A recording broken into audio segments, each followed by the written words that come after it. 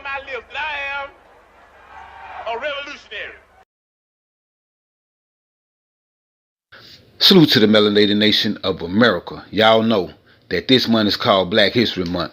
But as a melanated man traversing the wastelands of America, every day is Melanated History Month. And today, we're going to pay homage to the chairman, Mr. Fred Hampton Sr. May he rest in paradise. We always say the Black Panther Party that they can do anything they want to us. We might not be back. I might be in jail. I might be anywhere. But when I leave, you can remember I said with the last words on my lips that I am a revolutionary. And you're going to have to keep on saying that. You're going to have to say that I am a proletarian. I am the people. I'm not the pig. You got to make a distinction. And the people are going to have to attack the pigs. The people are going to have to stand up against the pigs. That's what the Panthers are doing here. That's what the Panthers are doing all over the world. Frederick Allen Hampton Sr. was an American activist and leader of the Black Panther Party until he was killed by law enforcement during a raid. He came to prominence in Chicago as deputy chairman of the National Black Panther Party and chair of the Illinois chapter. As a progressive African American, he found the anti-racist, anti-class Rainbow Coalition, a prominent multicultural political organization that initially included Black Panthers, Young Patriots, and Young Lords. I have a lot of arrests because of harassment. Why is that harassment? Because the people that harass me have set up a problem that made me disagree with them violently, and they set up this problem in order to exploit me and other people like me. And why they want to get rid of me? Because I'm saying something that might wake up some other exploited people and some other oppressed people. And if all these people ever get together, then these pigs that are exploiting us, we'll be able to run them into the lake. That's why they want to get rid of us. And it's just, it's sort of like a primary thing with me. I'm the first move that they'll make. I'm a part of the organization. It will be the first organization they'll move on because I happen to be a part of the organization, the Black Panther Party. That is the only organization, in fact, that has came out and stood up loud and clear and said that we don't care what anybody says, whether they have guns or not and badges or 18 uniforms. If whenever they step outside the bounds of legality into the bounds of illegality, then we'll blow their brains out if they're bothering the people. And what makes them mad about that? They're constantly bothering the people. Anybody that's out there for the protection of the people happens to be in direct conflict with them. What makes them mad about it? What makes them mad about it is that they have black people and white poor people and red poor people and Puerto Rican poor people and Latin American Puerto Rican people of poor people of all descents. They had them caught up in movements based on racism when the Black Panther Party stood up and said that we don't care what anybody says. We don't think you fight fire with fire best. We think you fight fire with water best. We're going to fight racism, not with racism, but we're going to fight with solidarity. We said we're not going to fight capitalism with black capitalism, but we're going to fight it with socialism. We stood up and said we're not going to fight reactionary pigs and reactionary state's attorneys like this and reactionary state's attorneys like Hanrahan with any other reactions on our part. We're going to fight their reactions where all of us people are getting together and have an international proletarian revolution. Right on. Right on. And that's saying all power to the people. Right on. That's saying that no matter what color you are, there's only two classes. And that's saying there's a class over here and there's a class over there. And the reason that this class over here has never did anything to get this class off its back because this is lower, this is upper, this is the oppressed, this is the oppressor, this is the exploited, this is the exploiter. And these people in this class have divided themselves. They say, I'm black. In 1967, the Federal Bureau of Investigation identified Hampton as a radical threat. It tried to subvert his activities in Chicago, sowing disinformation among black progressive groups and placing a counterintelligence operative in the local Panthers organization. In December 1969, Hampton was drugged, shot, and killed in his bed during a pre-dawn raid at his Chicago apartment by a tactical unit of the Cook County State's Attorney's Office, who received aid from the Chicago Police Department and the FBI leading up to the attack. Law enforcement sprayed more than 90 gunshots throughout the apartments, The occupants fired once. During the raid, Panther Mark Clark was also killed, and several others Panthers were seriously injured.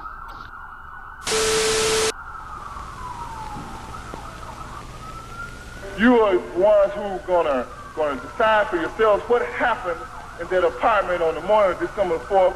You're gonna decide whether or not Fred Hampton and Mark Clark were the victims of premeditated murder. This is December 4th, 1969 at 10:54 a.m.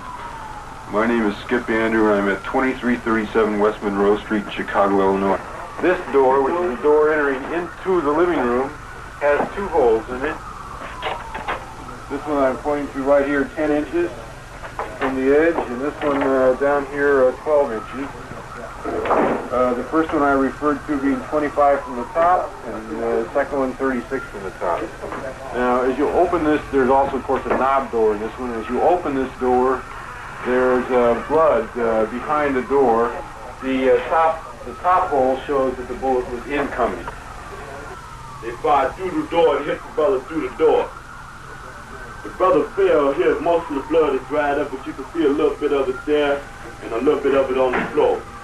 The brother was shot 4 or 5 times, so after they came through the door, they shot him again to make sure he was dead.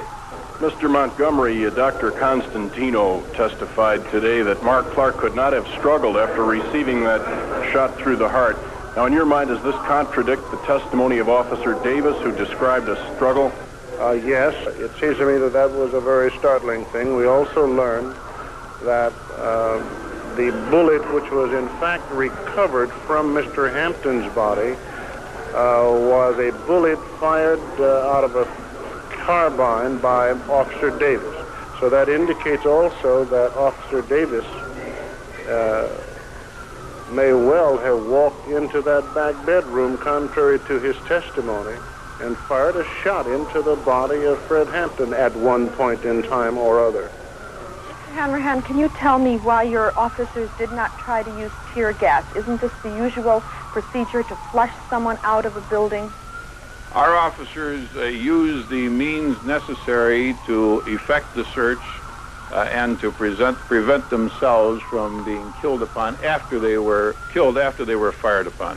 Isn't it true that your men usually use tear gas in situations such as this, and why didn't they use it this time? No, that is not true. It is not true? They came with a murder on their mind, you see. Even if they wanted to take somebody to jail, it would be a simple matter of just shooting some tear gas and just draw everybody out right on. This is where our chairman had his brains blown out, and he lay in his bed, sleeping at 4:30 in the morning. Someone came into the room, started shaking the chairman. Said, Chairman, wake up, the pigs was laughing.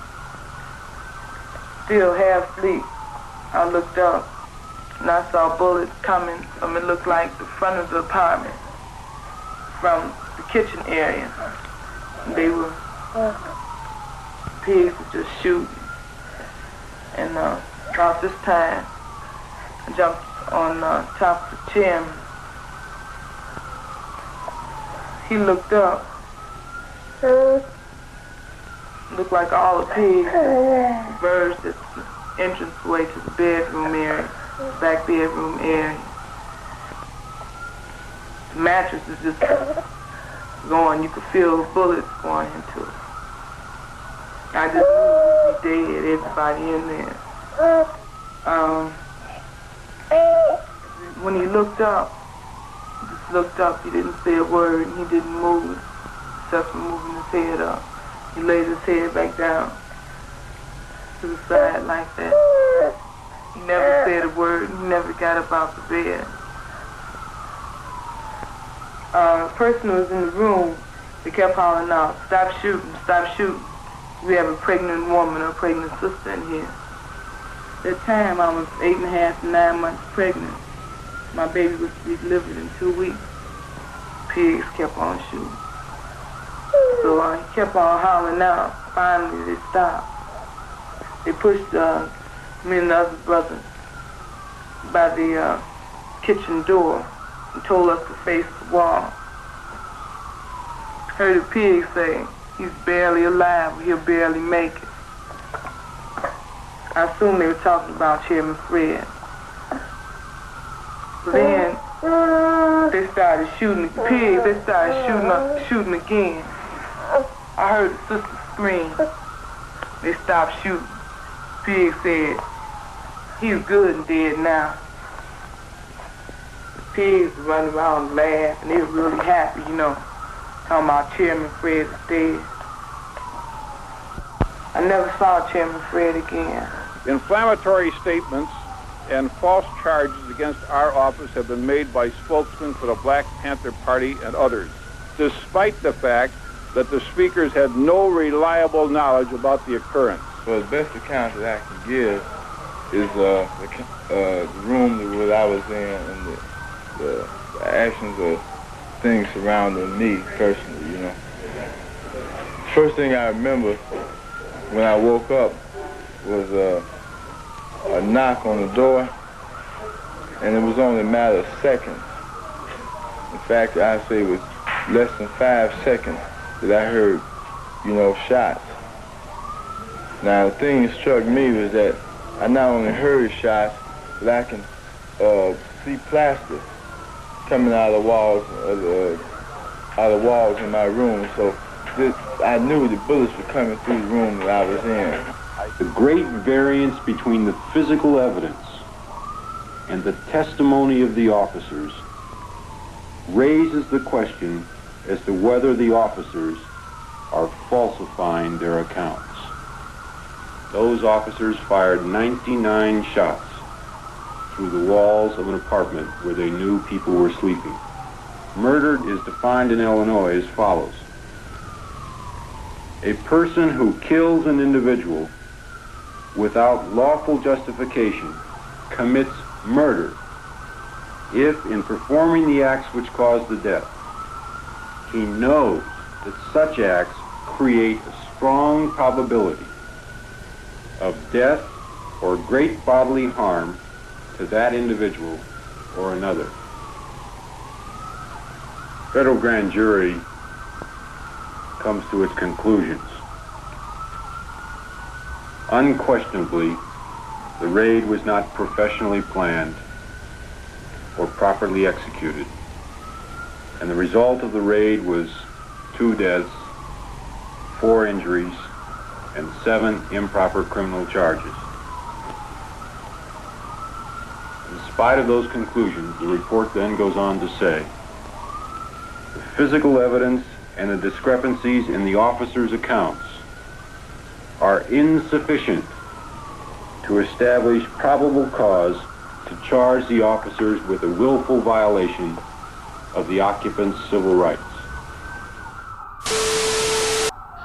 In January 1970, the Cook County coroner held an inquest. The jury concluded that Hampton's and Clark's deaths were justifiable homicides. A civil lawsuit was later filed on behalf of the survivors and the relatives of Hampton and Clark. It was resolved in 1982 by a settlement of $1.85 million, equivalent to $4.96 million in 2022. The city of Chicago, Cook County, and the federal government each paid 1/3 to a group of 9 plaintiffs. Given revelations about the illegal COINTELPRO program and documents associated with the killings, many scholars now consider Hampton's death an assassination at the FBI's initiative.